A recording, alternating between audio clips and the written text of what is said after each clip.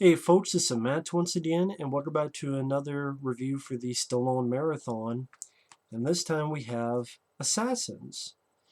Came out in 1995, the same year as Judge Dredd. This is directed by Richard Donner, who also produced it, along with Joel Silver. Now, the story was by, let me get their names right, Wachowski, Andy and Larry Wachowski. Of course, they would later go on to do the Matrix films, Speed Racer, among other stuff. But from what I understand, their screenplay was changed a lot by Brian Helgeland, and they got really mad and they wanted their names off it because it got changed so much. But people go, no, no, no, keep your names on it. But I know they were not happy with this film because, again, they felt that their screenplay was written very differently, changed to the final product here.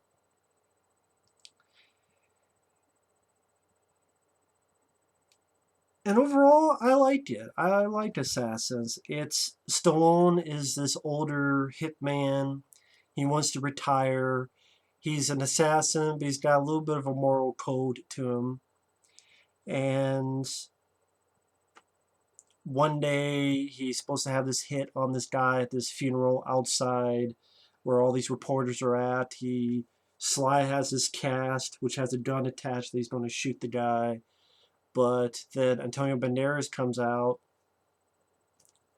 kills the guy before Sly does. Pretty decent little shootout with silencers. And it's this young assassin played by Antonio Banderas who wants to be number one going up against Stallone. And at one point in the film, they both have the same mark, the same person who's supposed to take out, which is this surveillance person played by Julianne Moore, who's likes cats, has a pet cat, and a little bit of a spunky attitude to her, but not in an annoying way. Stallone doesn't kill her, so he helps her out while Antonio Banderas wants her and this disc. And then there's this person who is sort of the puppet master behind it, the contractor, and you find out at the end who that is. Now, what I like about the film, I think Stallone does a good job as Robert Rath. I think Antonio Banderas is a lot of fun as Miguel Bain. It's one of my favorite characters he's played because he has a lot of energy. He has a ton of energy. Some people may say it's over the top, but I think it's very fun. I think they're good adversaries for each other. And I definitely think that's the best part of the movie. Some decent action bits. The opening, well, not quite the opening, but when they're trying to kill each other in the cemetery, there's a scene that involves both of them in this taxi cab trying to shoot each other. There's a sequence where Stallone lets out this gas so he can light these matches that blows up the room, and Antonio Banderas just this desk that pushes him back. That was a pretty well done sequence. And Richard Donner, he can handle action well. I mean, Richard Donner, I liked as a director. He did Superman the movie, which I love, The Goonies, which I love, Lethal Weapon films, which I will admit, even the fourth Lethal Weapon is growing on me a little bit. I still feel it's the weakest of the four, but Lethal Weapon 4, I don't hate like I used to way back in the day. That's a sequel that's growing a little bit on me. I'm like, yeah, compared to Beverly Hills Cop 3 or RoboCop 3 or Alien 3 or Expendables 3 or compared to a lot of other sequels, Karate Kid 3, Lethal Weapon 4 really isn't that bad. I have issues with it, but like, is it really that bad of a sequel? Not really. I mean, just that opening alone with the guy with the flamethrower through the fire. Jet Li as your villain. But there have been Richard Donner films that I have not cared for. Timeline, although I do like Paul Walker. Timeline, I don't care for at all.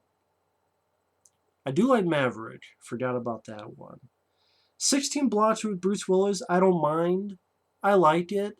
It's just the other guy. What's his fucking name? Is it Most Def? The guy who Bruce Willis has to protect. For some reason, he did this kind of thing with his voice. He has to do it. It just got annoying real quick. But other than that, I do like the film. It does have its problems. So for the most part, I like Richard Donner. Scrooged, I love Scrooge with Bill Murray. But from what I understand, Joel Silver really wanted Richard Donner to do this, and Richard Donner got like a $10 million paycheck, but he wanted the script changed from, I guess the original script, I believe, was darker, so he wanted to have it be not as dark, which is interesting because there was an interview that Stallone did with Charlie Rose. It's here on YouTube around when Copland was coming out.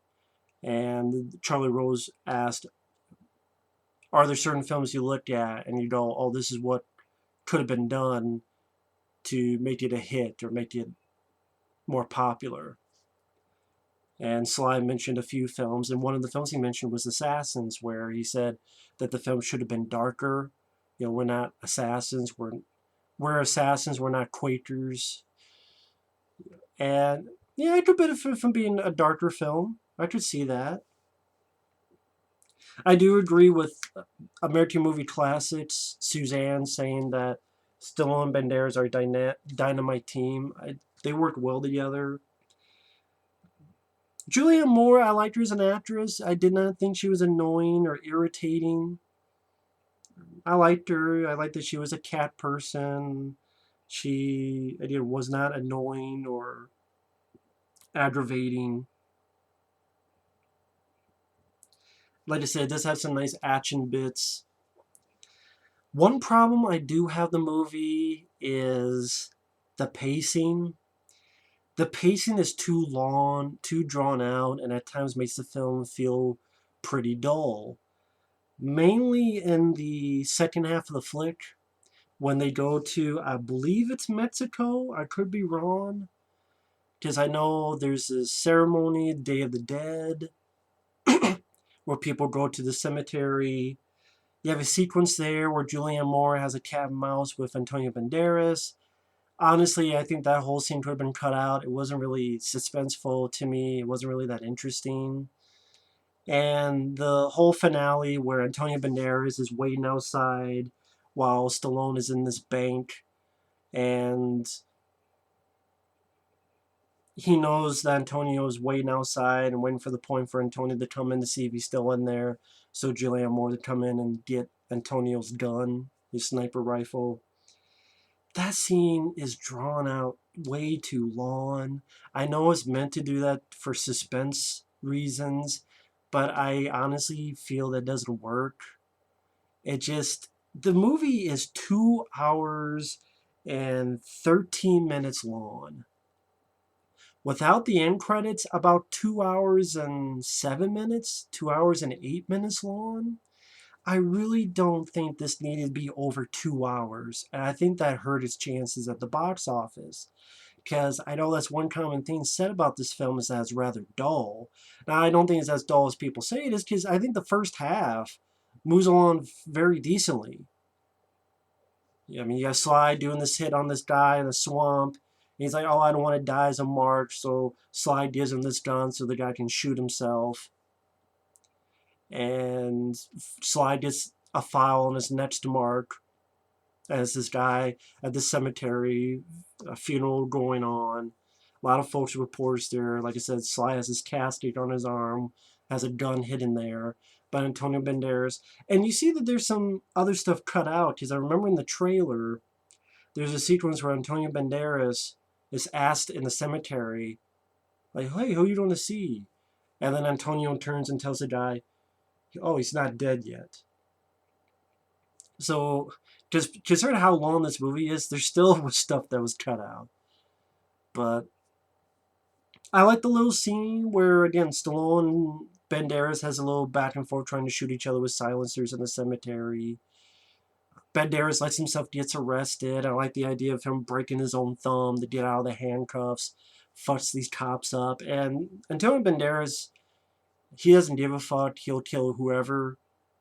So he'll get his sniper rifle and shoot some cops in a cop car, get out of the way. And then the one poor, I should backtrack. Because when he broke his thumb and got out of his handcuffs, he fucked with the cops, reached over, broke one cop's neck, makes the car flip over. He gets his gun. There's another cop stuck in the car. He sees another cop car coming. He shoots those cops.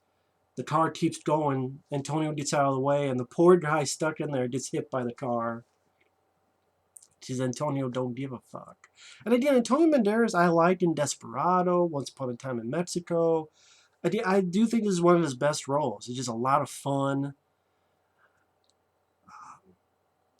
He has a lot of energy to him.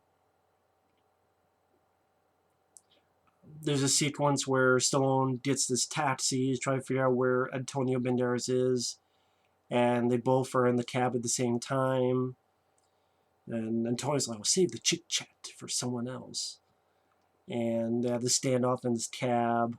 And it shows that Stallone does have a little bit of a moral code, because Antonio Banderas threatens this kid on a soccer field, says, "You better go, I'm going to shoot this kid, this little girl. Drive, drive, drive, drive." So Stallone drives off.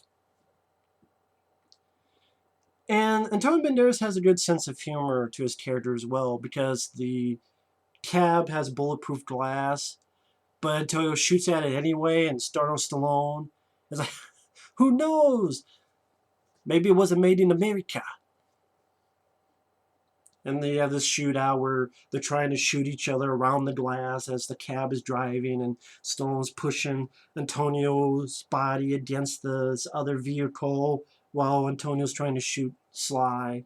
I thought that was a fun little sequence. And then when Antonio is still alive, he's like, "Ha ha, you blew it! I'm still alive." So that was a lot of fun. I do think these two worked very well together. And of course, later they would be in The Expendables 3. I definitely like this more than Expendables 3.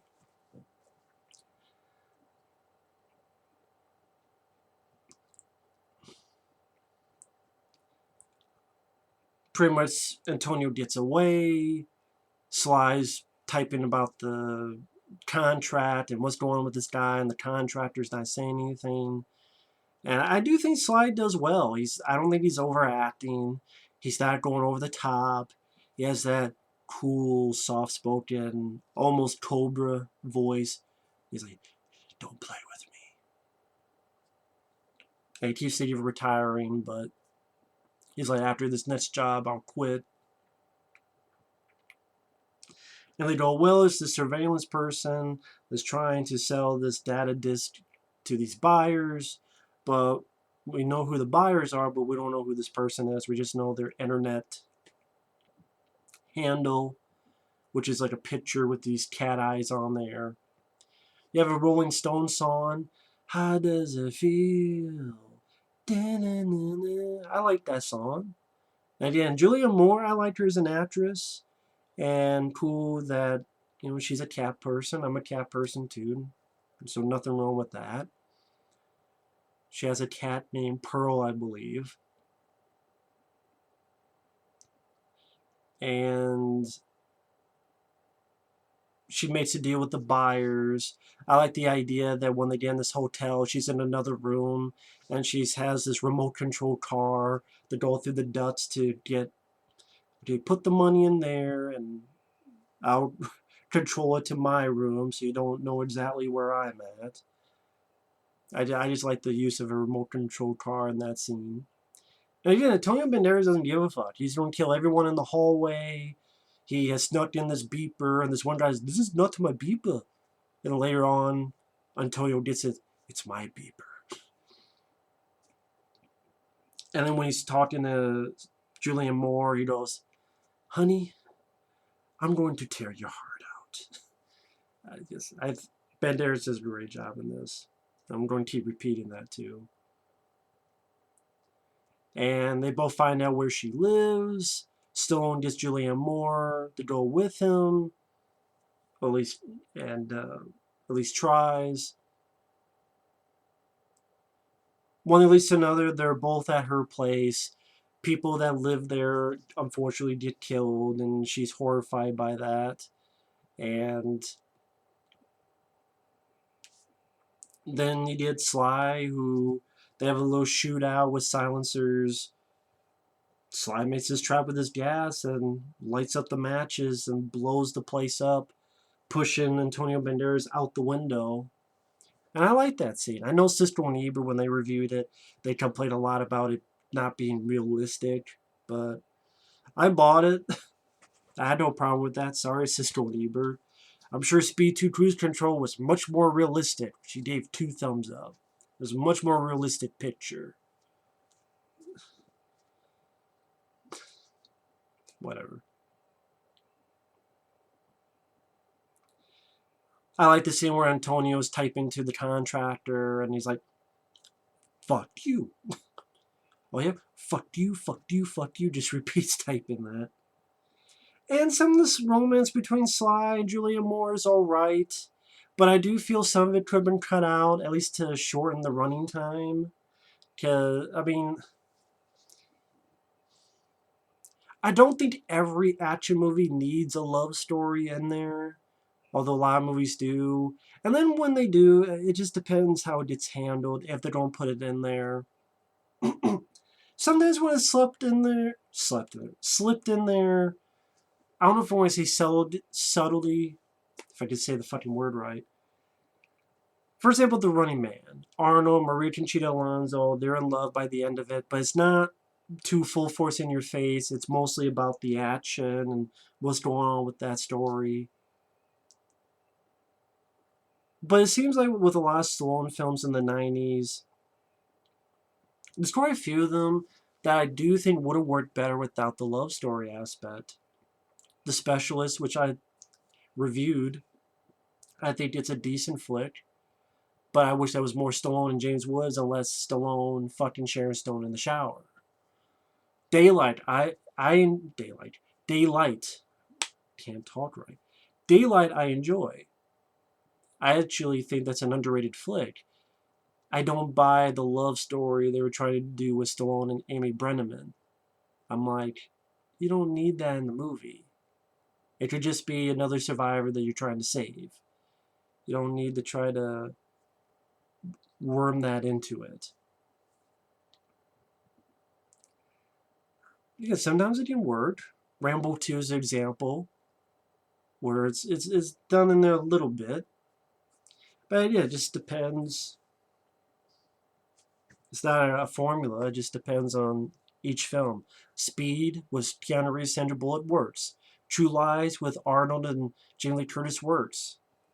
Here, if someone was cut out, I would not have missed it.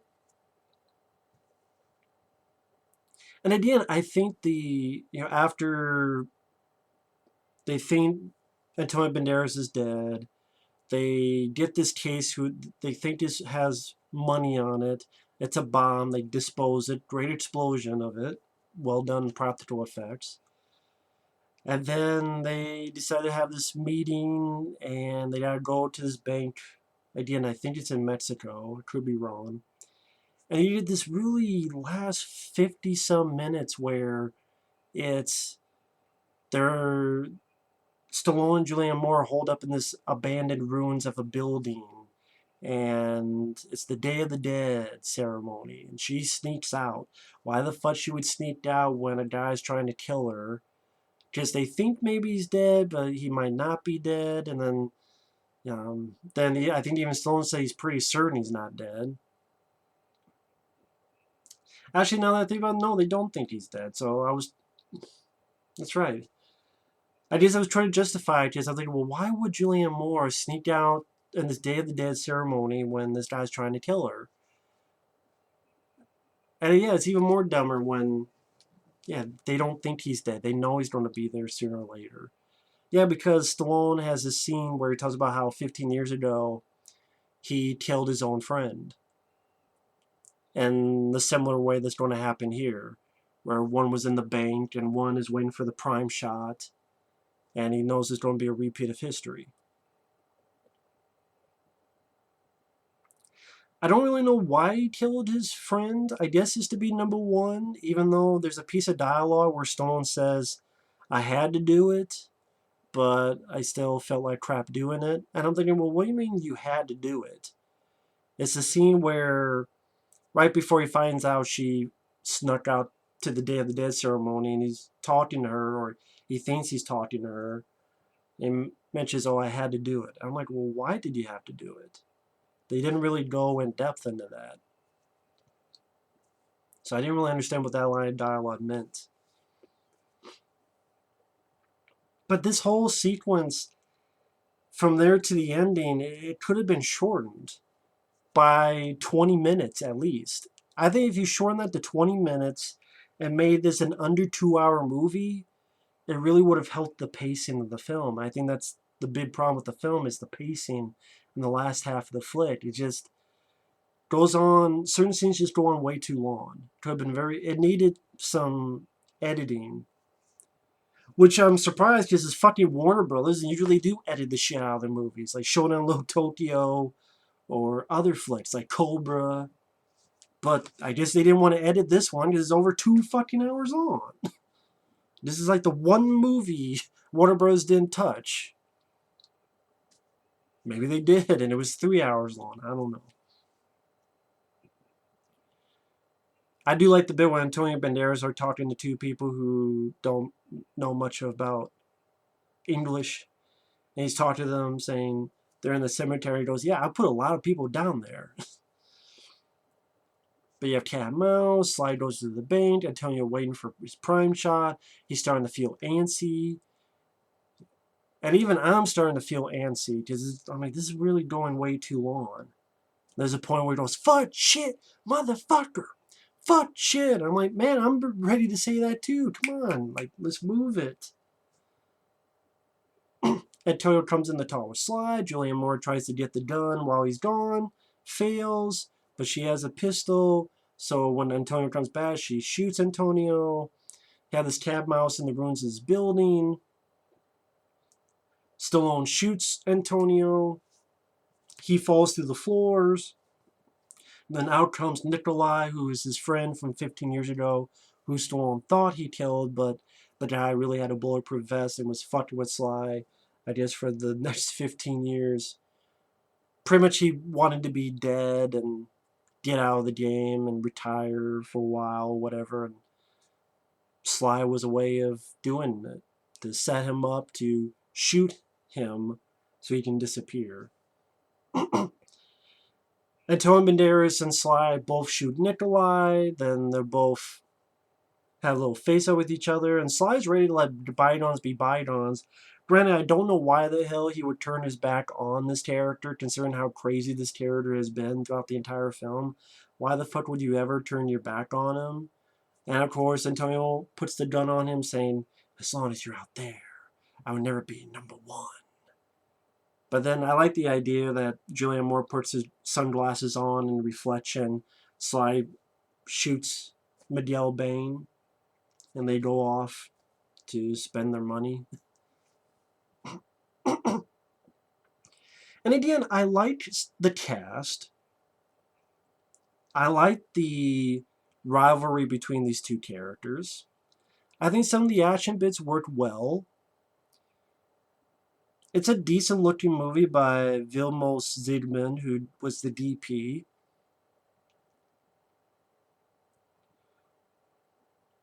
And I think the first half of the film, the first hour, went by perfectly fine. Antonio Banderas is a lot of fun in this role. Stallone does, I think he does fine. Julianne Moore, I'm not annoyed. I like her as an actress.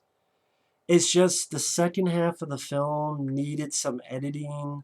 I do think it has some pacing issues. It just feels like it goes on too long.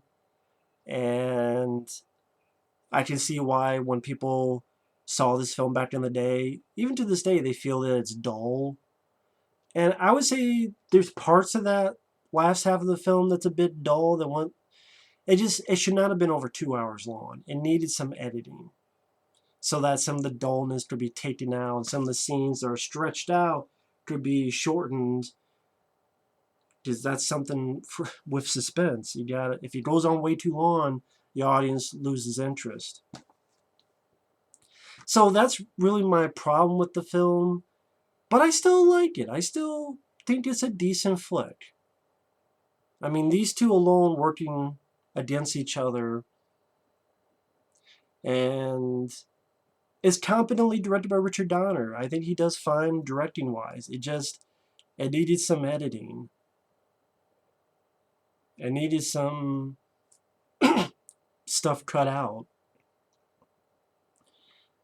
But if you're wondering, there are no features on this. Blu-ray is just a trailer for the film. The film, when it came out, did not do well at all. It was a box office bomb. And yeah, Stallone, unfortunately, was having a bad streak at the box office because The Specialist, I think, did good foreign-wise. Maybe did so-so in the U.S. But I do know Judge Dredd did not do that well here. Assassins did not do well. Daylight, which would be the next film, that didn't do well. Again, some of these films maybe did well foreign, but they definitely flopped in the US. And even Copland, which I love, that didn't really get much high marks. It did from some critics, but there were quite a few critics that kind of threw it away. And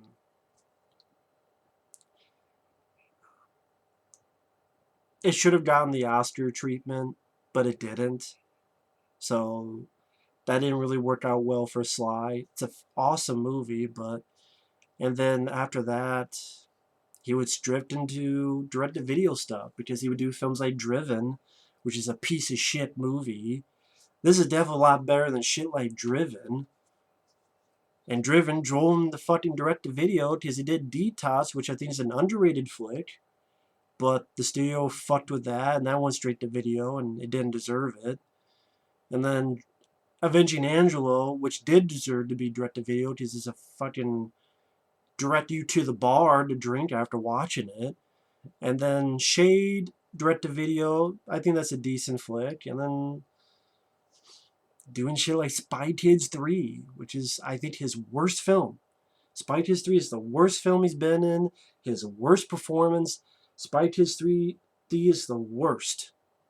I don't know if I'll even touch that fucking film because it's like, well, what about Spy Kids 1 or 2 or 4? I'm like, they all suck.